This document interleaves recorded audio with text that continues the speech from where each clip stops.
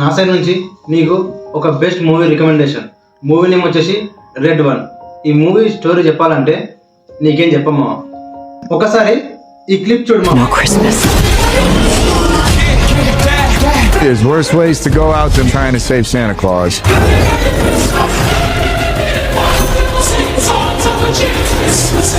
ఎందుకంటే ఈ మూవీ గురించి నేను నీకు పెద్దగా ఏం చెప్పాలనుకోవట్లేదు మామ. ఈ movie action adventure comedy genre లో ఉంటుంది.